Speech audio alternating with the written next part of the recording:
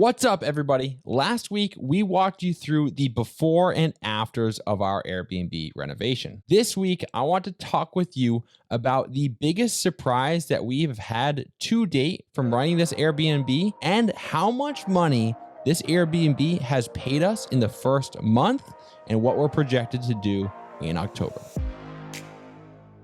I've got to give you a little bit of context. We listed the Airbnb on Saturday, August 20th, while we were out of town. Despite the listing not actually being ready and us still having tools and materials inside the unit, we wanted to make sure that we were able to get pictures in order to advertise that unit. And after 2 months of vacancy and spending $25,000, we were very eager to make sure we had ample opportunity to get people in the first weekend we could. 24 hours later, on Sunday, August 21st, I got an email from Airbnb notifying us that our listing was live. Within just 5 hours, we had 4 weekends booked, including that immediate weekend. We had a 4-night stay. At the time of this recording, as of October 10th, we have hosted 10 different bookings. The per night price has ranged from $191 to $250. Now, if you watched the first video I posted prior to actually starting the construction process,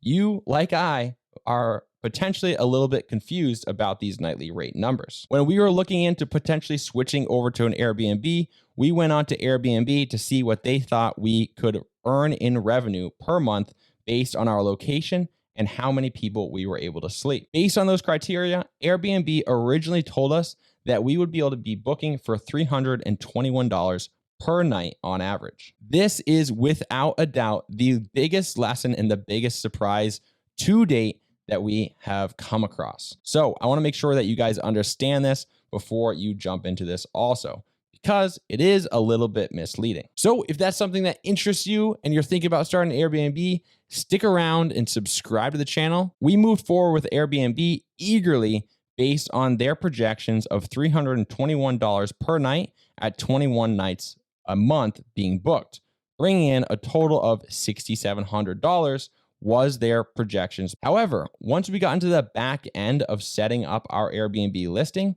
we were surprised that Airbnb was regularly recommending that we host our property for under $200 per night. While this has in no way been a deal breaker for us, it has definitely been a little bit frustrating and absolutely surprising to see. If we had purchased a property in order to specifically rent on an Airbnb and we were relying on that $6,700 per month, we could have potentially found ourselves in a very dangerous situation. Thankfully, we've already owned the property for a couple of years, and we knew that there was pretty much no risk of making less money via Airbnb than we were currently making with our long-term tenant. We were never fully relying on Airbnb's projection. To us, $6,700 per month seemed pretty ridiculous and highly unlikely. But we were total rookies, so we accepted that as the high end of the opportunity. Internally, as we weighed the pros and cons, we were willing to accept as low as $2,000 per month running it as an Airbnb. We were mostly excited to do the renovation, to run the Airbnb business and learn how to optimize something like that.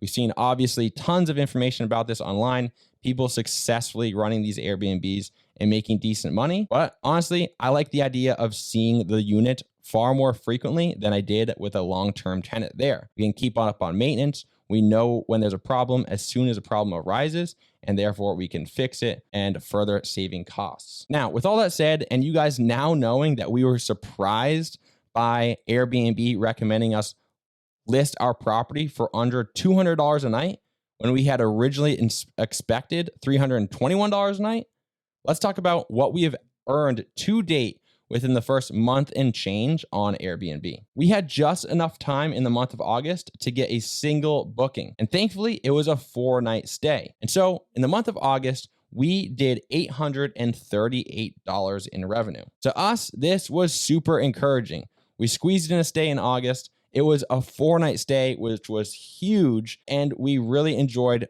getting that out there, getting that out of the way, and learning how the process worked out. Now, coincidentally, our first guests were actually our worst guests so far. They were messier than we expected, and we're pretty sure that they were actually third-party guests, where the person who made the reservation was not actually staying on the property. Well, it wasn't ideal. They didn't actually do any damage. It just took more time to clean than we initially anticipated. Now, moving on to September with our first full month of Airbnb. We earned a total of $3,656 in the month of September. Again, we were absolutely thrilled about this number. Sure, it's about half of what Airbnb projected, but it's our first month. We have kinks to work out. And honestly, we just made up the price based on what we thought was reasonable. We added a $99 cleaning fee, and we were going off prices that seemed competitive in the area and pretty much ignoring what Airbnb was recommending for the nightly stay. Now, here we are a third of the way through October, and we have $5,161 in bookings for the month of October. And there is still sufficient opportunity to get additional bookings in some of those empty windows. We have already experienced last minute bookings, and honestly, I just love the kind of that thrill of not knowing if you're going to get an extra guest, not knowing if you're going to make an extra $500 or $1,000 that week because somebody's going to book a last minute stay at your Airbnb. Now, have we made $6,700 per month so far, like Airbnb has suggested we would? Not really, not at all, not even close, considering. But we set our expectations low, and we are more than happy with what we are doing with the Airbnb so far. Over $5,000 a month is tremendous, considering we have very low expenses, and this is our property. So it is paying off our mortgage for our primary residence. This is also what I would expect to be our busiest season. Fall in New England, where people are coming to do leaf peeping and tourism, it is a busy time for Airbnbs. And so as we move into the winter months, while there is still going to be a lot that attracts tourists and people to come visit the area, I don't necessarily expect it to be as busy as it is in the month of October. We are prepared and okay with even if it drops to $2,000 or maybe even less in some of the cold winter months. Knowing that there is opportunity to make $5,000+ per month makes us comfortable knowing that there may be slower months and that we would still be better off compared to running it as a long-term rental. All in all, we're super excited and super happy with how our first month and a half has worked out on Airbnb.